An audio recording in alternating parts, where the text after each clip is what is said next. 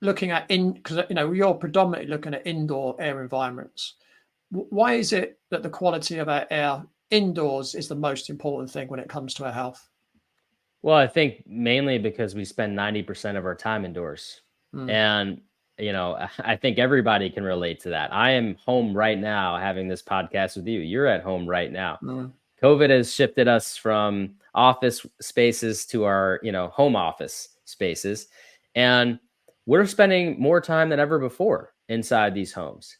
And why it matters, how indoor air quality, and I'm not going to say that outdoor air quality doesn't matter, because outdoor air quality can affect indoor air quality. mm, But to make the biggest change, you have to look at where's the biggest common denominator you can actually improve, and that's going to be the indoor environment where you spend mm. 90% of your time. Even if you're not working at your home, you're certainly sleeping at home, spending 8 hours. That's a third of your day right there. Mm. And so when you start to really take a look at this, yes, we have to do something about air quality. But it's actually smarter to start indoors than outdoors, because you can control that. Outdoor air quality, there's a lot at stake there. I mean, when you have Mm. forest fires, ripping through the world, it makes it a pretty big challenge. I mean, there's a lot of systemic things that need to change in order to really help the outdoor air quality. Um, but for right now, I mean, one thing that we all can do is take a look around our own homes and see, how do we improve that. And I Mm. think starting there makes a tremendous impact on you and your family.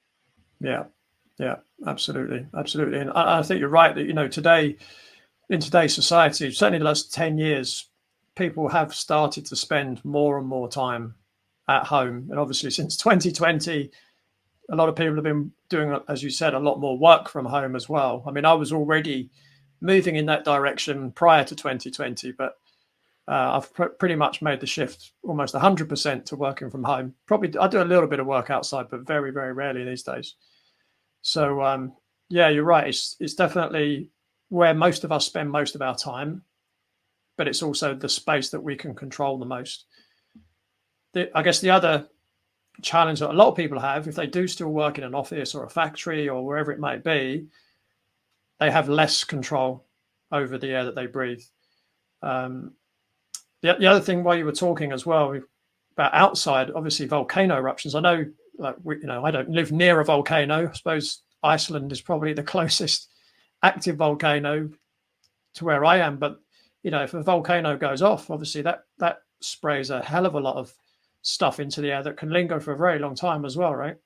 That's exactly right. Yeah. And so, if you live near a volcano and a volcano goes off, I mean, you're really going to want to figure out a way to create some positive pressure inside the home to push particles away and out.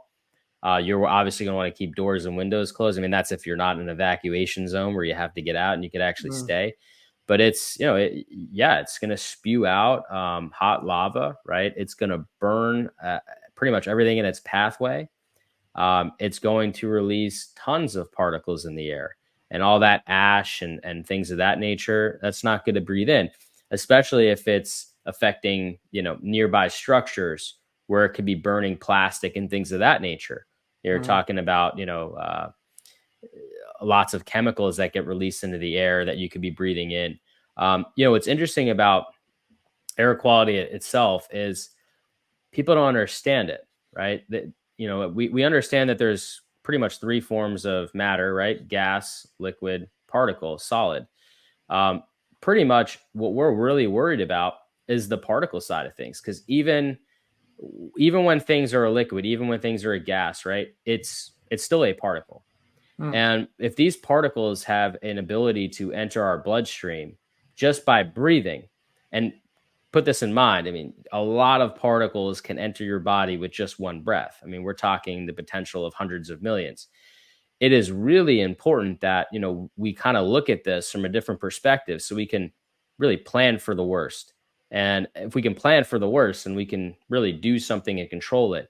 Um, Forest fires, volcano eruptions, these are things that we actually can future proof against, in terms mm, of making sure that we have equipment in our house that's creating positive pressure. We have air filters running, trying to basically keep particles from coming inside the home. And then anything that does make its way in, if there's just too much velocity, right?